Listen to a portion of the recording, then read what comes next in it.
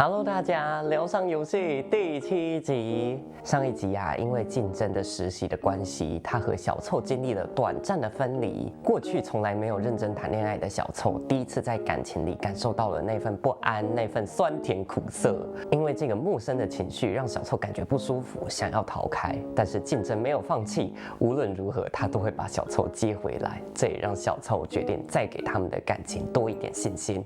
我们就继续来看看这两个人还会经历什么样的事情，什么样的成长。今日はギュッとしてくれるだけでいい。静馬くんの腕の中で眠りってる。比起上床什么的，还是涌入对方怀里的安全感更重要哈。我慢させちゃったな。本当だよ。俺だって寂しかったんだから。いつまで咲いててくれるかな。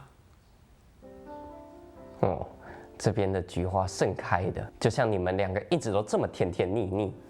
怎么了，小树？いつきさん、どうかしました？一人になるのがちょっと寂しくてね。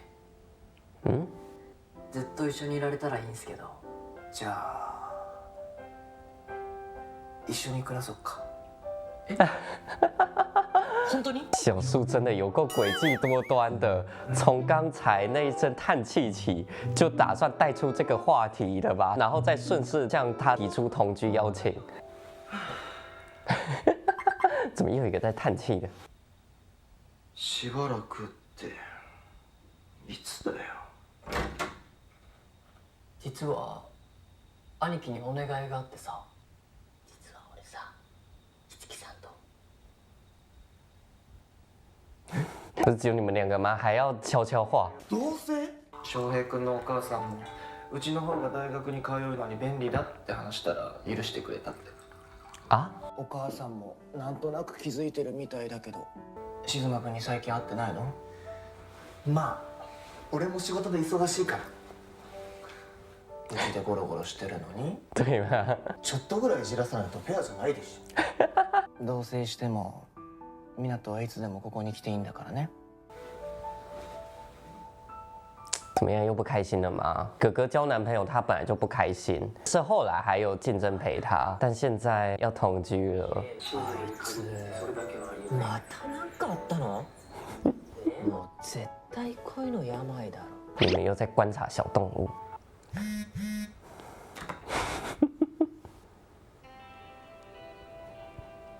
完全被拿捏，竞争。本当は抱きしめたい。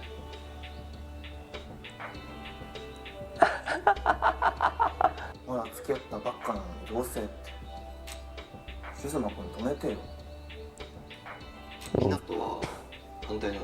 あんな頭がお花畑の状態でどうせって失敗するに決まってる。那也没有关系呀，试过才知道，不是吗？俺は応援したいと思ってる。は？夏希さんと出会ってから翔平すっごい幸せそうだし、二人でいる時もいい顔してるなって。一緒に暮らすってそんな簡単なことじゃないよ。翔平は五木さんが寂しそうだから一緒にいてあげたいって。啊，なんだよそれ。对呀、俺だっていうのに。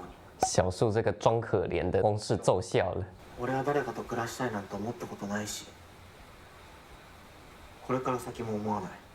小凑啊，你前面坚持不会谈恋爱，现在破功了，那接下来是不是又要再破另外一个功呢？好了，也不知道小凑这次又是什么议题。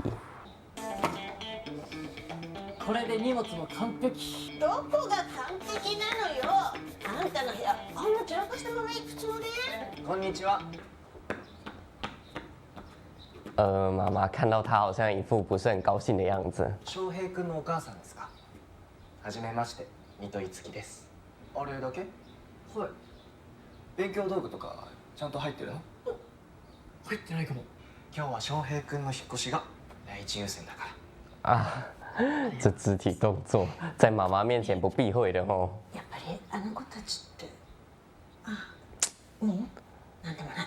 确实不应该有竞争来告诉妈妈，得等他们自己开口。兄貴、ちょっと手伝ってもらっていい？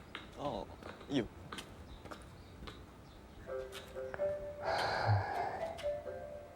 翔平は洗濯も片付けもろくにできなくて本当にいいんですか？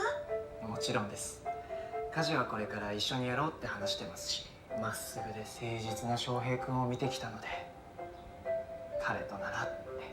お待たせしました。今度こそ完璧です。你也多太多项东西没拿了吧？五木さんに迷惑かけないようにしっかりやりなさいよ。よろしくお願いします。翔平のことまっすぐで誠実で信頼してるんだって。そんなこと言われたらもう何も言えないわよね。啊，そうだね。是啦，他们什么关系好像也没这么重要，他们关系好，他能够爱护祥平就够了。これから大好きな五木さんと一緒に暮らせるなんて夢みたいっす。お茶する？片付けする？それとも。哎，片付けします。小树坏哦。母さんの顔見たらちょっと寂しいなって。でも今日は記念すべき同棲生活の最初の日なんで、五木さんのことだけを考えたいっす。最初の日か。还真的是有点像小臭说的，这两个人太恋爱脑了哦。啊，不就好在你们身边的人都很支持你们。他はしたいこと。哈、哦，超イチャイチャしたいです。直接这样讲出来的。怎么了，小臭？一脸心虚的样子。引っ越しの手伝いで疲れてるだろうし、うちでゆっくりしないかなって。いいのか？うん。静馬君のこと返したくなくなっちゃった。哦，所以小臭刚才一脸心虚，应该是也知道自己吊着竞争太久了，现在又突然要把竞争约回来，他有点不好意思。嗯？出たら？对啊，这为什么打来？しずくん助けて。今牛舎なんだけどゆきちゃんに陣痛来ちゃって、みんな電話に出ないの。教授も学会だし近学も使い物にならないの。俺も今から用事があって。哎呦，分かった。すぐ行くから準備して待ってろ。我觉得小臭如果介意要说，哎，是啊，还是很努力想装大度哦。真的，这个时候会觉得自己面目可憎，但其实这是人之常情，不用因此讨厌自己。ねえねえねえ、あののんけくんと別れたんでしょ？いや、別れたも何も別に付き合ってないの。もうのんけくんのこと忘れてバーって遊びましょう。乾杯しよう、乾杯。パーッとさ、3人でいいことしようよ。哎，結構です。你怎么在这里？湊、帰ろう。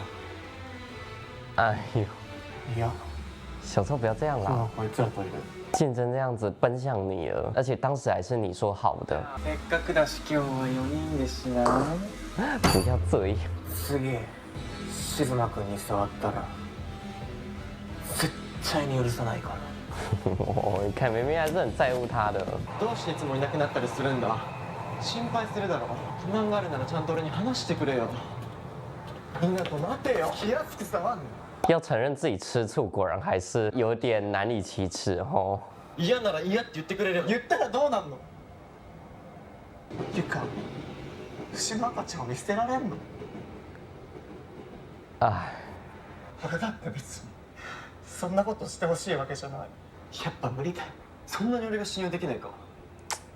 頼む、話してくれ。竞争有点受不了哦，小臭这都不愿意跟他说他哪里不高兴的状态。なんでそうやっていつも締め出すんだ。それじゃいつまでたってもお前に近づけない。ここで終わり。ゲームオーバーだよ。小臭也不是没有成长，也不是没有尝试，可是他就还没有长出这个可以拥抱另外一个人的勇气。